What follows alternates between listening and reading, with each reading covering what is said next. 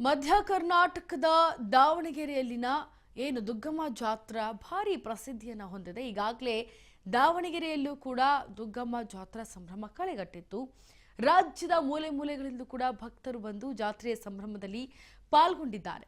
ನಾಡಿನಾದ್ಯಂತ ದೇವಿಯ ಸನ್ನಿಧಿಗೆ ಆಗಮಿಸಿ ಭಕ್ತಿಯನ್ನು ಸಮರ್ಪಿಸಿದ್ದಾರೆ. ಲಕ್ಷಾಂತರ ಭಕ್ತರು ದೇವಿಯ ಪೂಜೆಯನ್ನು ಕೂಡ ಸಲ್ಲಿಸಿದ್ದಾರೆ. ದಾವಣಗೆರೆ ನಗರದ ದೇವತೆಯಾಗಿರುವಂತಹ ಶ್ರೀ ದುರ್ಗಾಂಬಿಕಾ ದೇವಿಯ ಸನ್ನಿಧಿಯಲ್ಲಿ ವಿಶೇಷ ಪೂಜೆ ಹರಕೆ ಕಾರ್ಯಕ್ರಮಗಳು ನಡೆದು ನಗರದ ದೊಡ್ಡ ಪೇಟೆಯಲ್ಲಿರುವಂತಹ ದೇವಿ ದುಗ್ಗಮ್ಮ ದೇವಸ್ಥಾನ ಇದು.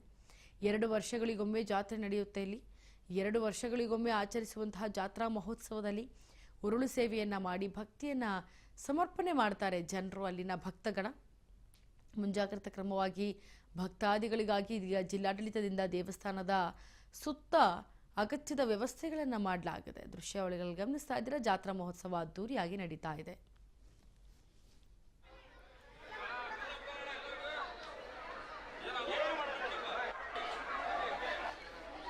ಎಲ್ರಿಗೂ ನಮಸ್ಕಾರ. ನಾನು ನಿಮ್ಮ ಮನೆ ಮಗಳು ಸವಿತಾ ಮಲ್ಲೇಶ್ ನಾಯ್ಕ್. ಇವತ್ತು ದಾವಣಗೆರೆ ತಾಯಿ, ನಮ್ಮೆಲ್ಲರ ತಾಯಿ ದುಗ್ಗಮ್ಮ ದೇವಿಯ ಜಾತ್ರೆ ಇತ್ತು. ಸೊ ಎಲ್ಲರೂ ದೇವಸ್ಥಾನಕ್ಕೆ ಬಂದಿದ್ವಿ. ದರ್ಶನ ತುಂಬಾ ಚೆನ್ನಾಗಾಯ್ತು. ತಾಯಿ ತಮ್ಮೆಲ್ರಿಗೂ ಆಯು ಆರೋಗ್ಯ ಕೊಟ್ಟು ಸುಖ ಶಾಂತಿ ನೆಮ್ಮದಿ ಕೊಟ್ಟು ಕಾಪಾಡಲಿ ಅಂತೇಳಿ ನಾನು ಬೇಡ್ಕೊಂತೀನಿ.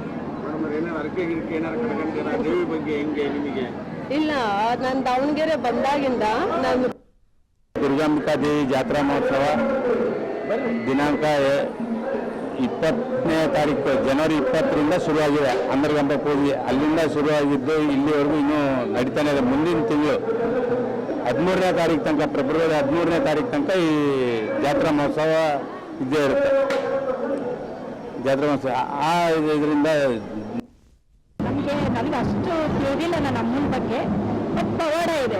ದಾವಣಗೆರೆನ ಕಾಪಾಡ್ತಿರೋದು, ದಾವಣಗೆರೆ ಜನತೆನ ತುಂಬಾ ನೆಮ್ಮದಿಯಾಗಿಟ್ಟಿದ್ದಾಳೆ ಅಂದ್ರೆ ಆ ತಾಯಿ ದುರ್ಗವ್ವನ ಕೈಯಿಂದ ಸಾಧ್ಯ ಆಗಿರೋದ್ರಿಂದಾನೇ ನಾವೆಲ್ಲ ಇಷ್ಟು ಸುಖವಾಗಿದ್ದೀವಿ ದಾವಣಗೆರೆ ಜನತೆ. ಅದನ್ನ ಹೆಮ್ಮೆಯಿಂದ ಹೇಳ್ಕೊತೀವಿ.